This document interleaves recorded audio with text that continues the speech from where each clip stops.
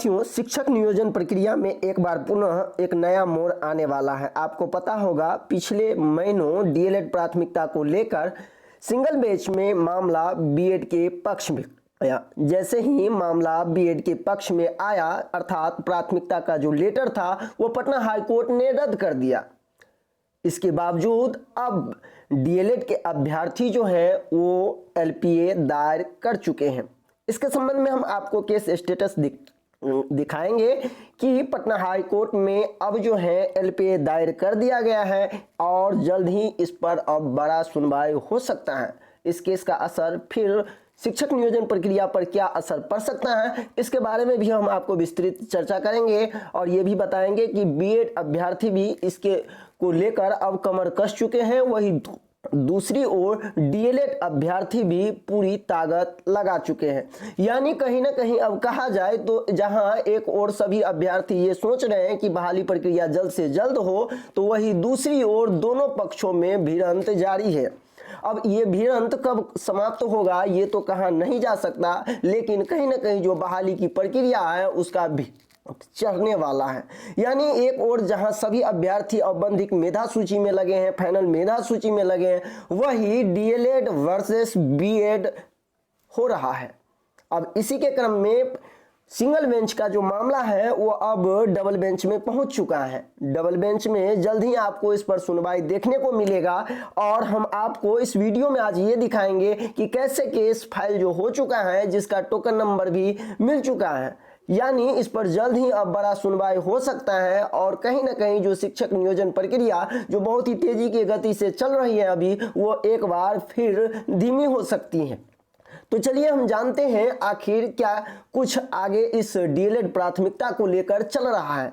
यानी डीएलएड प्राथमिकता को लेकर डीएलएड पक्ष में क्या चल रहा है और बीएड पक्ष में क्या चल रहा है, इस दोनों का हम आज विश्लेषण करेंगे। सबसे पहले हम आपको जानकारी दे देते हैं कि पटना हाई कोर्ट में डीएलएड प्राथमिकता का मुद्दा जो है जो सिंगल बेंच में जहां से जो डीएलएड प्राथमिकता का लेटर था वो रद्द कर दिया गया। अब डीएलएड अभ्यर्थी जो है वो डबल बेंच में पहुंच चुके हैं। आप देख सकते हैं आपके स्क्रीन पे है एलपीए, आप देखेंगे इसमें मैंने जो क्वेश्चन में मेंशन किया हूं एलपीए, और यदि हम बात करें तो यहां आप देख सकते हैं हम आपको दिखाएंगे जो ये कब फाइल हुआ और आप देख सकते हैं। सबसे पहले आप यहां देख लीजिए एलपीए जो नंबर है टोकन नंबर वो मिल चुका है। साथ ही साथ इसको हम यदि व्यू करते हैं तो आपको पूरे डिटेल्स इसमें मिल जाएगा। आप देख सकते हैं एलपीए नंबर मिल चुका है और यदि हम स्टेटस का बात करें तो आपके स्क्रीन पर है, आप देख सकते हैं।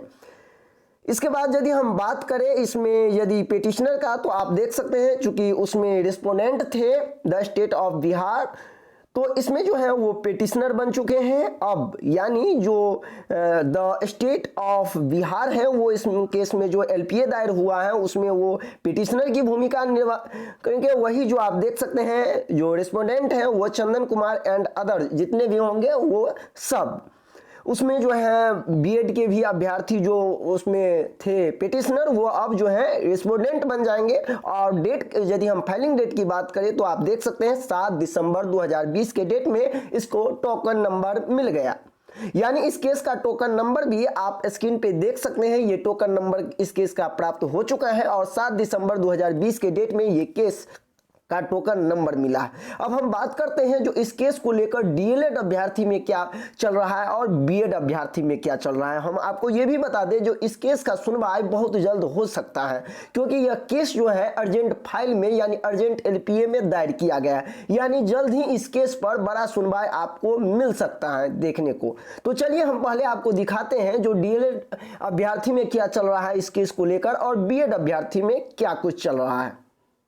यदि हम डीएलएड अभ्यर्थी की बात करें तो उनकी ओर से भी अकाउंट नंबर जारी कर दिया गया है इस केस को लड़ने के लिए। आप देख सकते हैं स्क्रीन पे डीएलएड प्राथमिकता को बचाने के लिए सभी छात्र जो है सजग, यानी ये जो कुमार गौरव जी के नाम से जो है वो अकाउंट नंबर भी जारी हो चुका है। हम ये भी आपको बताएंगे जो बीएड अभ्यर्थी के पक्ष में भी क्या कुछ चल रहा है और आप देख सकते हैं इसमें जो कॉन्टेक्ट नंबर भी उनका दिया गया है। यानी जो इस डीएलएड प्राथमिकता बचाने के लिए जो संघ का निर्माण किया गया है जिसमें जो कुमार गौरव का नाम है और आप देख सकते हैं स्क्रीन पर इस डीएलएड प्राथमिकता को बचाने के लिए और डीएलएड के जो संघ है वो इस कार्य को आगे बढ़ाने के लिए जो अपना अकाउंट नंबर भी जारी कर दिए हैं और कहीं ना कहीं वो लोग मजबूती के साथ लड़ रहे हैं। वही चलिए हम आपको दिखाते हैं कि बीएड अभ्यर्थी क्या कुछ कर रहे हैं। तो आप देख सकते हैं बीएड एकता मंच की तरफ से एक महत्वपूर्ण सूचना जारी किया गया है और आप देख सकते हैं सूचना में क्या कुछ कहा गया है।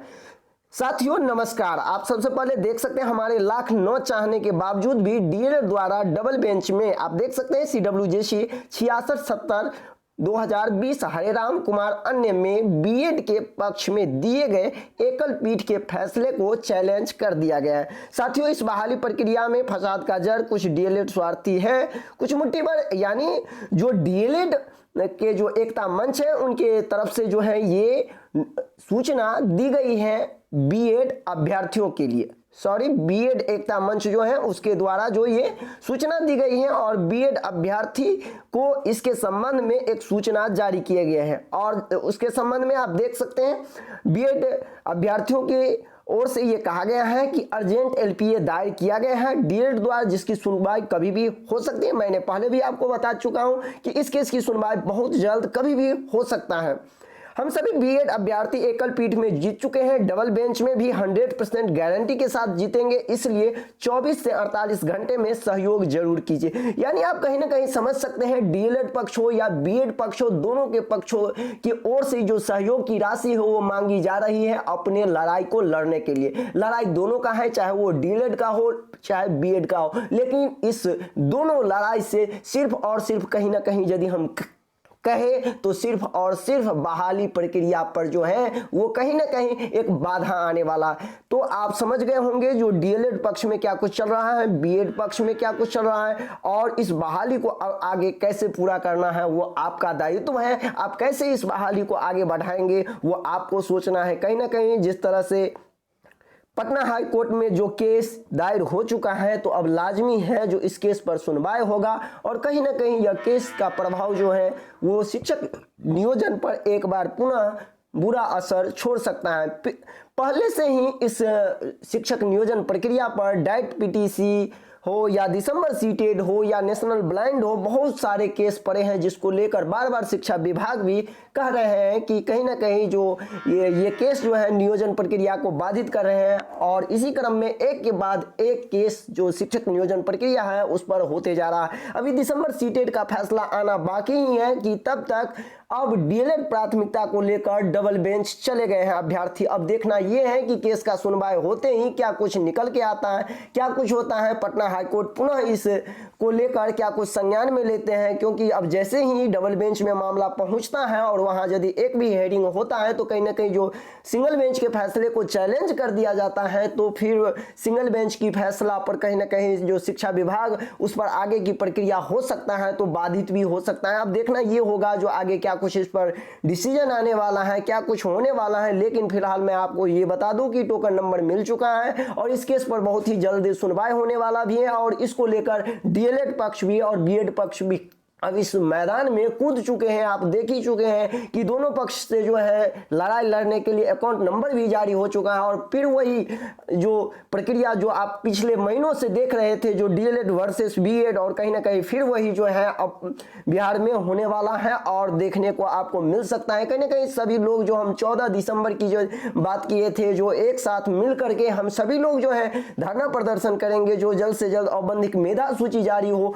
और कहीं ना कहीं अब जो जिस तरह का मोड़ नए नए आ रहे हैं सो कहीं ना कहीं शिक्षक नियोजन प्रक्रिया पर ये बहुत बड़ा एक बुरा असर छोड़ने वाला है, क्योंकि बहुत सारे केसों के कारण ये शिक्षक बहाली जो है वैसे भी बहुत सारे लेट लतीफे चल रहे हैं और फिर एक के बाद एक केस आना कहीं ना कहीं अभ्यर्थियों के लिए दुर्भाग्यपूर्ण होगा। तो आपके मन में भी इस केस को लेकर क्या कुछ चल रहा है आप मुझे कमेंट करके जरूर बताएं। अभी के लिए बस इतना ही। बने रहे मेरे YouTube channel CTT success classes पर। जैसे ही शिक्षक नियोजन से कोई लेटेस्ट अपडेट आएगा मैं इस चैनल के माध्यम से आपको जरूर बताऊंगा। अभी के लिए बस इतना ही। जिस तरह आप बहुत सारे नियोजन इकाई को देखते थे जो नहीं जारी करता था, औपबंधिक मेधा सूची या फाइनल मेधा सूची, जिसको लेकर के मैंने पिछला वीडियो भी बनाया कि आप लोग सजग होइए, आप लोग सक्रिय होइए और आप सभी लोग जो है धरना प्रदर्शन में शामिल हुई है 14 को। तो कहीं ना कहीं हम लोग धरना प्रदर्शन में शामिल भी होते हैं, हर कुछ करते हैं, फाइनल मेगा सूची भी आता है। और जिस तरह से पटना हाई कोर्ट से बार बार जो स्टे लगता है, बार बार जो नए नए केस करते हैं अभ्यर्थी, वो कहीं ना कहीं हम सभी का मनोबल को एक नीचे गिराने का काम करता है। क्योंकि हम सभी लोग जो हैं यदि इस तरह की जो मनोबल से टूट जाते हैं, क्योंकि बहाली बहुत ही पुराना है, तो अब आपके मन में क्या कुछ चल रहा है मुझे प्रतिक्रिया जरूर दें। धन्यवाद।